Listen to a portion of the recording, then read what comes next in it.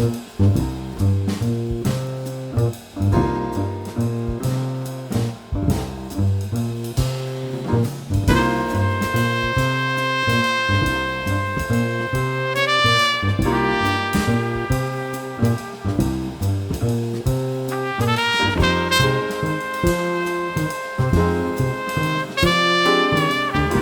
guys! Welcome back to my channel. It's me again, Lakwatsirong Butiki. Mula doon sa Pililla Windmill Farm, doon sa Pililla, Rizal, nakatawid na ang Butiki ngayon dito sa makasaysayang simbahan ng Mabitac, Laguna, ang Nuestra, Señora de Candelaria Parish Church, o mas kilala rin sa pangalan na Mabitac Church.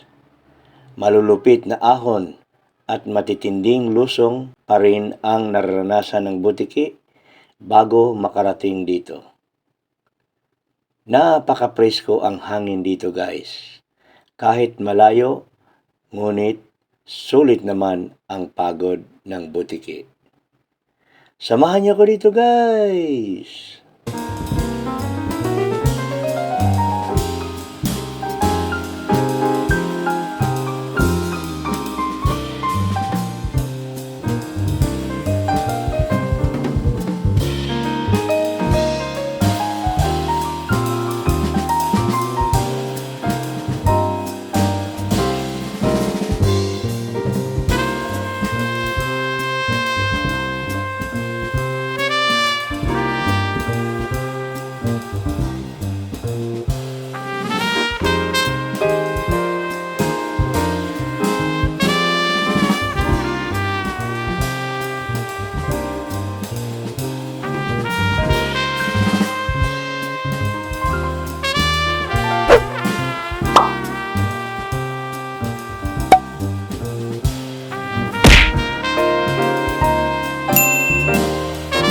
The municipality of Mabitac is a fifth-class municipality in the province of Laguna. According to the 2020 census, it has a population of 21,275 people. Mabitac was an excellent hunting ground for wild game 3 centuries ago. Native hunters used numerous cave-ins or trap-ins called bitag in the local dialect. Hence, the place was referred to as Mabitag, meaning a place with many traps. Mabitac is 30 kilometers from Santa Cruz and 76 kilometers from Manila. The first Spaniards who came to this place were the friars who established the first Spanish settlement in the area and began to Christianize the local population.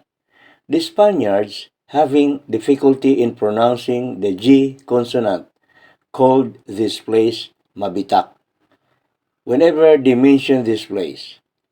Eventually, the name found its way in the official records and maps of Laguna made by Spanish cartographers and mariners who charted the coastal areas of Laguna de Bay. This town was formerly a barrio of Siniluan, an immediate neighboring town. It became an independent municipality only in the year 1611, not by legislation, but by mutual agreement by and between the Spanish friars of both towns who were then the influential ruling class. Mabitac was the site of a battle in the Philippine-American War when on September 17, 1900, Filipinos under General Juan Cailles defeated an American force commanded by Colonel Benjamin F. Siatham. The Japanese occupation of the Philippines occurred between 1942 and 1945 when Imperial Japan occupied the Commonwealth of the Philippines during World War II. The invasion of the Philippines started on December 8, 1941, 10 hours after the attack on Pearl Harbor. In 1942, Japanese soldiers entered and occupied Mabitac. In 1945, the Philippine Commonwealth Army troops of the 4th, 42nd, and 43rd Infantry Division and 4th Constabulary Regiment of the Philippine Constabulary, together with the recognized guerrillas, defeated the Japanese Imperial forces during the Second Battle of Mabitac. The Nuestra Señora de Candelaria Parish Church, informally known as Mabitac Church, is a Roman Catholic church located above Calvary or Calvario Hill in Mabitac, Laguna. Each church is known for having a staircase of 126 steps, a panoramic view of the town of Santa Maria and Laguna Lake, and the festivity of the Three Kings every January 6, a reenactment of the Magi's journey. Mabitac was under the patronage of Nuestra Señora de Candelaria, or the Our Lady of Candles. The image of Nuestra Señora de Candelaria was commissioned between 1599 and 1600 by the alferez Don Cristobal Mercado for Paco Church. After 3 years, in 1603, it was first brought to a hospital chapel in Los Baños.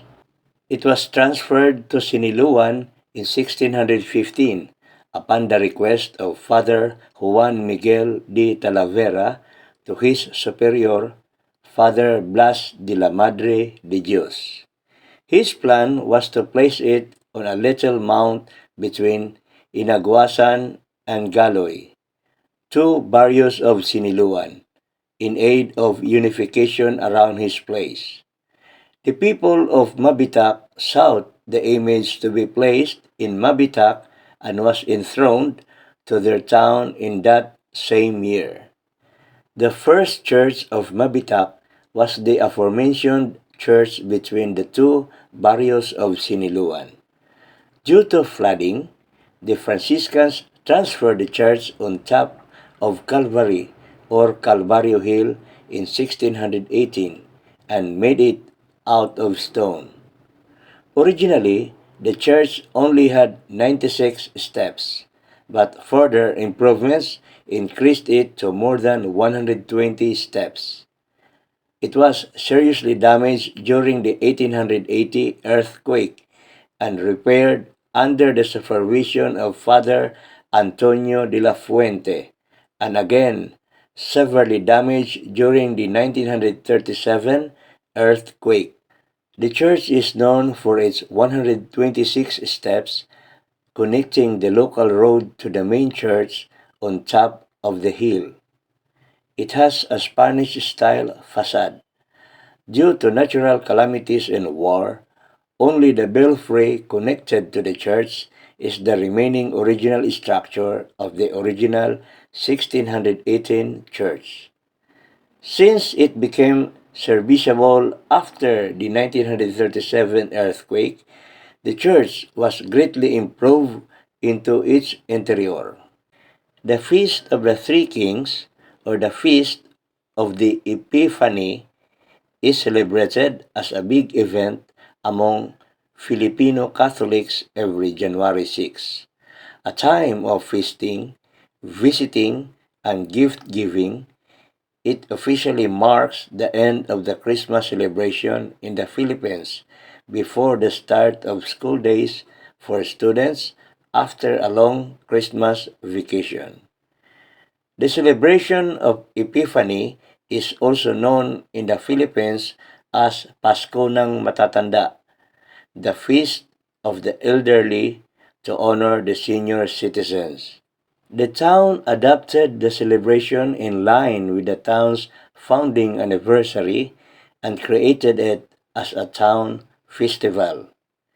The traditional cabecillas, or four ladies, and the three kings, usually kids who wear costumes and ride a horse is one of the highlights of the event. The pasabog ng pera is one thing not to miss in the events. The municipal officials and guests will shower coins and bills to the spectators, a unique tradition only be found in Mabitac.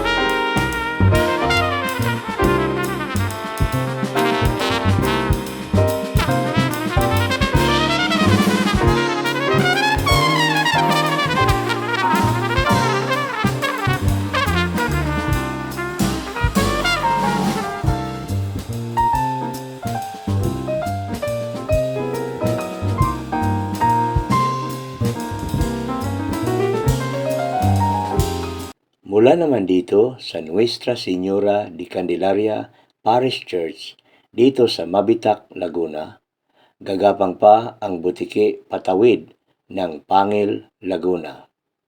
Isang makasasayan rin na simbahan ang pupuntiryahin ko doon, ang Nuestra Señora de la Natividad Parish, o mas tanyag rin sa pangalan na Pangil Church. Sana makarating ako doon nang hindi pa lumubog ang araw para sulit ang biyahe. Bala ko doon na lang sa Pangil magpalipas ng gabi. Meron naman sigurong hotel doon para matulugan. Abangan niyo ako doon, guys! Bye-bye!